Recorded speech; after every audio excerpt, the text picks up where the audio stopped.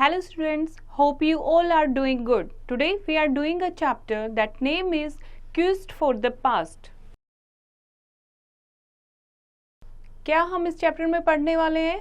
Importance of history, the time frame is in history, our links to the past and influence of geographical location. Okay. Here is a statue. आपको ये statue पता है बच्चे, किसका statue है? ये एक पॉपुलर प्रिस्ट किंग का स्टैचू है, जिसको किसने बनाया था? एक नॉर्थ वेस्टर्न आर्टिस्ट ने बनाया था 4000 ईयर्स एगो. किस चीज़ से ये स्टैचू बना है, इतना ब्यूटीफुली कैसे बना है? अगर हमें ये जानकारी अगर प्राप्त करनी है तो हमें क्या पढ़ना पड़ेगा? हिस्ट्री पढ़नी पड़ेगी. Okay, now why it is important to read history? History is the study of our past. It is about what people did and how they lived in the past, about their economy, occupations and their eating habits, about their rulers and the battles they fought. History क्या है? History is the study of our past. Study of our past is called history. पहले के जो लोग थे वो कैसे रहते थे, क्या पैसे कैसे कमाते थे, क्या काम वो करते थे, उनकी ईटिंग हैबिट्स क्या थी, कौन सा रूलर उस टाइम रूल कर रहा था, कौन से उन्होंने बैटल्स फोर्ट किए, कौन से वॉर हुए, कौन से युद्ध हुए, ये सारी चीज़ें अगर हमें प्राप्त करनी है तो हमें क्या पढ़ना पड़ेगा? हिस्ट्री पढ़ना पड़ेगा. Okay, in history we learn how human beings have interacted with the elements of nature to create rich cultures and civilisations and how at times nature and sometimes human themselves have destroyed all that people have created.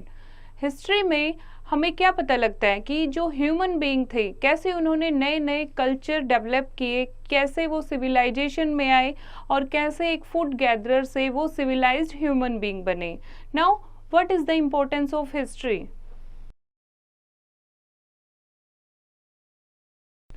You may have wondered why we should study about the past that has gone by. Why do we not live in the present? But then isn't the present connected to the past? हमें कई बार हम ये सोचते होंगे कि हम past के बारे में क्यों पढ़ें, जब हम प्रेजेंट की लाइफ जी रहे हैं तो हमें क्या ज़रूरत है हिस्ट्री पढ़ने की. लेकिन क्या हमें ऐसा नहीं लगता जो अब हम लाइफ जी रहे हैं उसका कोई पास्ट से कनेक्शन है? फॉर एग्ज़ाम्पल जैसे हमारे पेरेंट्स हैं, ग्रैंड पेरेंट्स हैं या उनके पेरेंट्स थे, कैसे वो लाइफ जीते होंगे, क्या वो करते होंगे, और उन्हीं से रिलेटेड कुछ ना कुछ हमारी लाइफ होती है. इसीलिए अपने प्रेजेंट को समझने के लिए, फ्यूचर को समझने के लिए हमें पास्ट को समझना बहुत ज़रूरी है. By studying history, we get to know about our country and the world. Why is it that India has such a variety of food, festivals and languages? Why is that the religion Islam is found in so many countries of the world? Why is English an international language? And so many. History पढ़ के हमें काफ़ी चीज़ों का पता लगता है. हमें अपने देश के बारे में, संसार के बारे में पता लगता है.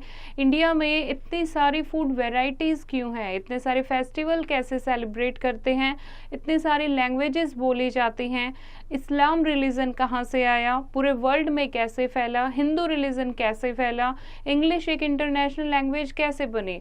इतने सारे क्वेश्चन हमारे माइंड में आते हैं जिनका आंसर क्या है? Only history. अगर हमें इन सब के आंसर अगर पता करने हैं तो हमें हिस्ट्री पढ़नी पड़ेगी. Okay, now did you know the study of family history is called genealogy. अगर हम किसी फैमिली की स्टडी करते हैं हिस्ट्री में तो उसको जीनियोलॉजी कहते हैं.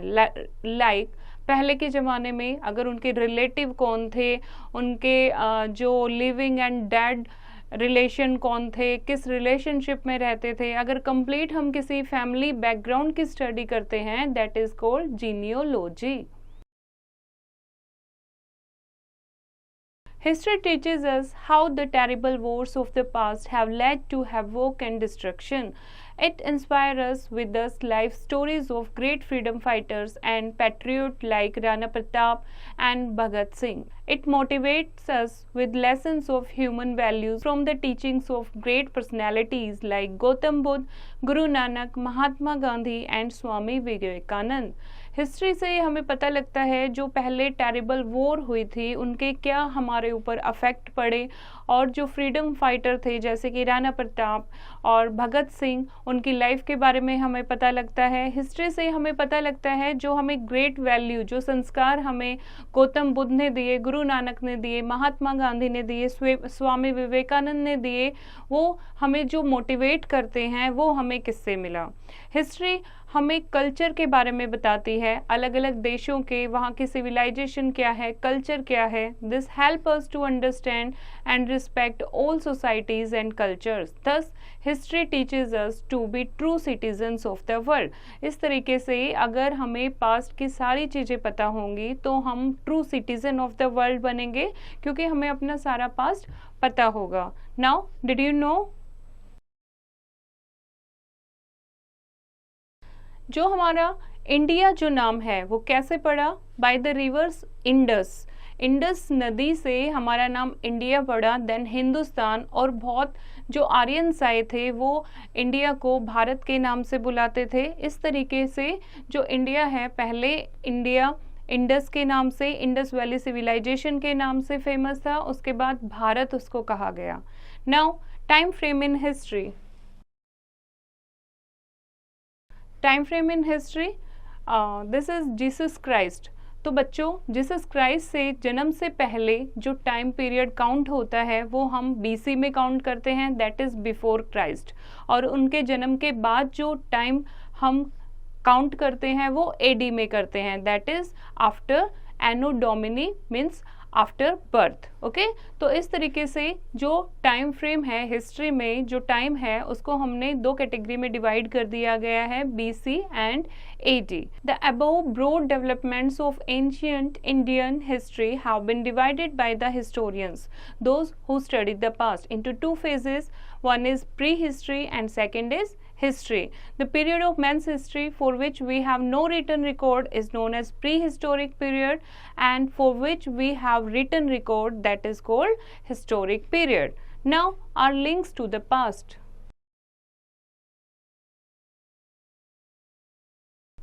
Our links to the past. How do the historians find out about the past? For this, they have to study the various sources of history. The different sources are like the different pieces of a jigsaw puzzle which are collected and put together to trace the story of the past. जैसे history का कैसे पता लगा, historians ने क्या study की, तो दो टाइप के सोर्सेज हैं, that is one is archaeological source and second is literary source. ये हम पढ़ेंगे। Now first come to, did you know chronology is the subject that deals with sequence of dates and events. chronology क्या होता है? chronology होता है deals with sequence of date and event. कौन सी date को कौन सा इवेंट हुआ था उसको सिस्टमैटिक तरीके से अरेंज करना, that is chronology. The Greek historian Heraclius is known as the father of history. He was the first to write a narrative account of the wars between Greece and Persia. Greece and Persia के बीच में जो war हुई थी उनको return account में लाने वाले कौन थे? Heraclius, and he is also known as father of history. Now come to the two sources, archaeological sources and literary sources.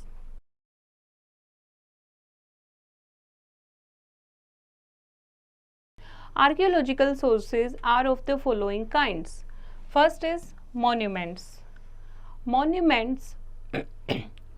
Monuments जो इमारतें आप देखते हो, टेम्पल, फोर्ट, पैलेसेस, जितने भी बिल्डिंग स्ट्रक्चर हैं, that are called monuments. The study of old monuments provide valuable information about the occasions on which they were built, the artistic skills of that time, the religion promoted by the builders, and so on.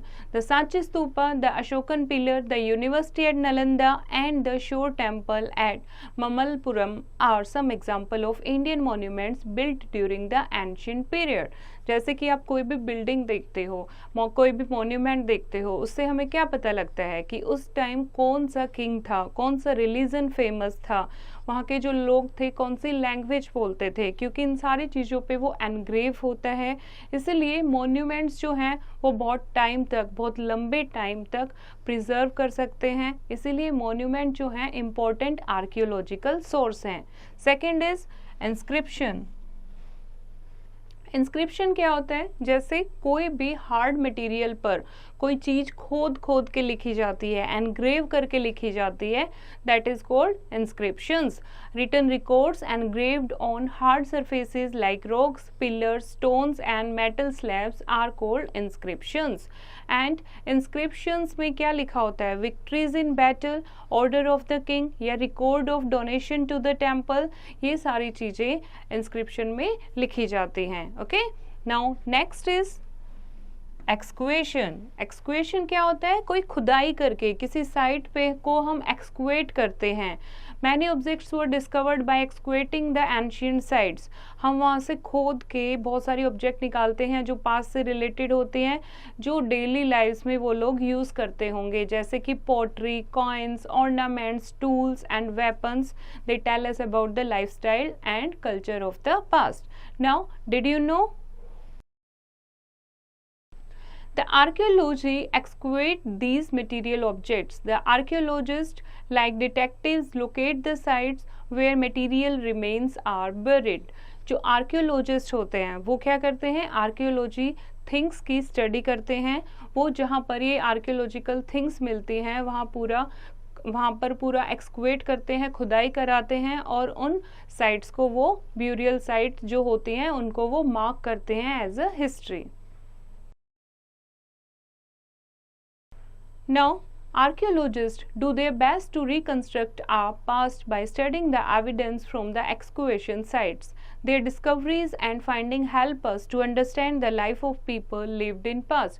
Archaeological पूरी मेहनत के साथ अपना best दिखाते हैं कि history में वो प्रूफ के साथ किसी भी चीज़ को रखते हैं कि हिस्ट्री में क्या चीज़ें वो यूज़ करते थे पास्ट के। उनकी हेल्प से हम हिस्ट्री को अंडरस्टैंड करने में और भी ज़्यादा, उनकी जो एक्सक्वेशन है, डिस्कवरीज हैं, उनसे हम हिस्ट्री को और अच्छे से अंडरस्टैंड कर पाए हैं। Now did you no it was the excavation carried in the Indus Valley that unearthed the entire two cities, for example Mohenjo-daro and Harappa. Excavation site जब हमने खुदाई की इंडस वैली सिविलाइजेशन में, तभी हमें पता लगा कि पास्ट में दो इम्पोर्टेंट सिटीज थी, Mohenjodaro and Harappa. Next is coins.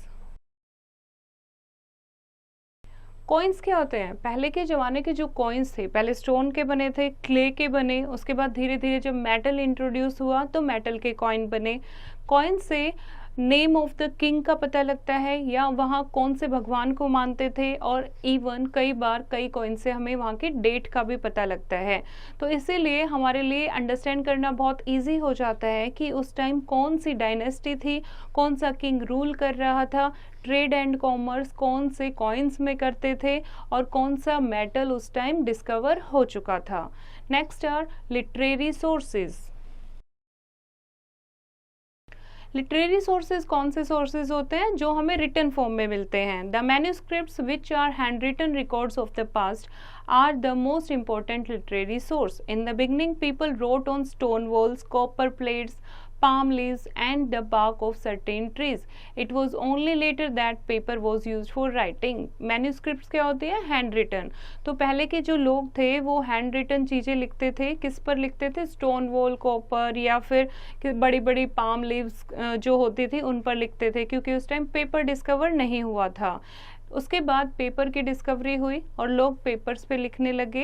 And religious literature including epics like the Ramayana and Mahabharata, religious text like the Upanishad and Vedas tell us about our religion and culture, about right and wrong actions, about our duties and responsibilities.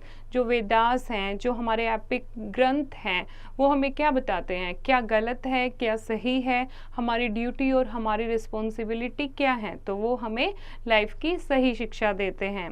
उसके बाद एक religious book है जैन्स की, that is जटाका tales. उनमें हमें Buddhist ने जो information दी है about the Jainism and Buddhism, उनके बारे में काफ़ी कुछ पता लगता है। Now did you no, in the early period of history, manuscripts were usually written on palm leaves or on the specially prepared bark of a tree known as the birch, which grows in the Himalaya. पहले की जो manuscript थी वो किस पर लिखी होती थी, पाम लीव्स पर लिखी होती थी, या फिर किसी पेड़ की बाग पर लिखी होती थी। किसी पेड़ की छाल जो होती है, वो बड़ी छाल एक टीयर करके उस पर लिखते थे, ओके, जो कि जिसको बर्च कहते थे। कहाँ मिलते थे ये, हिमालयाज के जो ट्री थे वहाँ मिलते थे। नाउ नॉन रिलीजियस लिटरेचर, ये तो लिटरेरी सोर्स में हमने पढ़ा, जो रिलीजियस धर्म से रिलेटेड लिटरेचर हमें मिले हैं। उसके अलावा नॉन रिलीजियस लिटरेचर भी हैं, जैसे कि कुछ कहानियां हैं कालिदास की, कौटिल्य ने अर्थशास्त्र लिखी है, और फॉरेन जो ट्रैवलर थे उन्होंने भी बहुत सारे अकाउंट लिखे हैं, जैसे कि मेगस्थीन्स ने इंडिका लिखी है। उनसे हमें उस टाइम का जो लाइफस्टाइल था, कौन सा किंग था, कौन सी डायनेस्टी थी, क्या कल्चर था, काफ़ी कुछ उनके बारे में पता लगता है। Now Arthashastra, Arthashastra has guidelines on how to run the government, कैसे गवर्नमेंट, कैसे सरकार को रूल करना चाहिए, इसमें अर्थशास्त्र में गाइडलाइंस लिखी हुई हैं। कालिदास ने बहुत सारे प्ले संस्कृत में लिखे हैं, एंड जिसमें से मोस्ट फेमस है Abhijnana Shakuntalam. The accounts by the foreign traveller give us a lot of interesting information about how these foreigners looked at our lifestyle, customs and tradition. जो फॉरेन ट्रैवलर थे, कैसे वो हमारे इंडियन कल्चर से, lifestyle से, customs से inspire होके किताबें लिखते थे। उनके जो लिटरेरी सोर्सेज हैं उनसे भी हमें काफ़ी कुछ पता लगता है। For example, Banabhatta wrote Harsha Charita glorifying the achievements of king Harshavardhan. ऐसे ही एक भानभट्ट राइटर थे जिन्होंने एक हर्षचरिता लिखी है, जिसमें जो राजा हर्षवर्धन थे उनके ग्लोरीफाई के बारे में, उनके जो वॉर उन्होंने जीती, उनका जो लाइफस्टाइल था, उनके बारे में काफ़ी कुछ लिखा हुआ है। इसी तरीके से कुछ और भी बुक फेमस हैं, जैसे कि संगम लिटरेचर है, या मेगस्थीन ने इंडिका लिखी है जिसमें चंद्रगुप्त मौर्य के बारे में लिखा हुआ है। और भी बहुत सारे फॉरेन ट्रैवलर आए, जो ग्रीक और रोमन ट्रैवलर आए, जिन्होंने इंडिया के बारे में काफ़ी कुछ समझा, काफ़ी कुछ उन्हें अच्छा लगा, और कलेक्ट करके उन्होंने एक बुक की फॉर्म में उसको प्रिस्क्राइब्ड किया। These literary sources give us detailed information about the political, economic, social and religious life of a particular period. तो इन literary sources से हमें उस टाइम पर कैसी पॉलिटिकल कंडीशन थी, लोगों के पास पैसा कितना था, सामाजिक रूप जो था वो कैसा था, धर्म से रिलेटेड क्या, किस धर्म को फॉलो करते थे, ये सारी चीज़ें हमें लिटरेरी सोर्सेज से पता लगता है। Now influence of geographical location, जो इंडियन हिस्ट्री है that is greatly influenced by its geography. India is surrounded by sea on three sides. It is protected by the Himalayas in the north, but there are several mountain passes or passage through which people from Central Asia, Iran and Afghanistan kept coming into India. India तीनों side से पानी से घिरा हुआ है, north में इतने ऊंचे हिमालय हैं, उसके बावजूद इंडिया में बहुत सारे ऐसे माउंटेन पास, ऐसे बड़े बड़े रास्ते हैं जहां पर लोग सेंट्रल एशिया, ईरान, अफगानिस्तान से काफ़ी बार इंडिया में आए। Okay, India is also a land of river. India में बहुत सारी रिवर बहती हैं, जैसे कि इंडस, गंगा, नर्मदा और भी बहुत सारी हैं। कोस्ट लाइन इंडिया की बहुत बड़ी है, and it has established trade relationship with the countries, thus it is greatly influenced by its geography. तो जो इंडिया की जियोग्राफिकल कंडीशन है वो उसके लिए क्या है, बेनिफिशियल है। ट्रेड तीनों साइड से पानी से घिरा है साउथ से, इसीलिए वहाँ पर ट्रेड करना इजी है, और बहुत सारे पासेस हैं, इसीलिए नॉर्थ में जो कंट्रीज हैं उनसे इंडिया जुड़ा हुआ है, और भी बहुत सारे रिवर रूट हैं। Okay, Now come to the key points. History is the record of the past events. It is the story of how people lived in earlier times. कि लोग पहले के ज़माने में कैसे रहते थे. That study is called history. History helps us to understand the past and to avoid mistakes in the future. कि पास्ट के बारे में समझना ताकि वो मिस्टेक हम फ्यूचर में ना करें. That is history. It helps us to understand our country and the world. हमारे देश के बारे में, हमारे संसार के बारे में कोई भी जानकारी हमें चाहिए तो हिस्ट्री हमारी उसमें हेल्प करती है. It tell us to respect and appreciate other cultures and civilisations. History हमें सिखाती है कि हमें दूसरों के भी कल्चर, दूसरों के भी सिविलाइजेशन की रिस्पेक्ट करनी चाहिए. Historical sources both literary and archaeological help us to reconstruct the past. जितने भी हिस्टोरिकल सोर्सेज हैं, चाहे वो लिटरेरी हैं या आर्कियोलॉजिकल हैं, वो हमारी पास्ट को रिकंस्ट्रक्ट करने में, पास्ट को इजीली अंडरस्टैंड करने में हेल्प करते हैं. आई होप बच्चों आपको ये चैप्टर समझ आया होगा. फिर से इसको रीड करेंगे और एक्सरसाइज की प्रैक्टिस खुद करेंगे.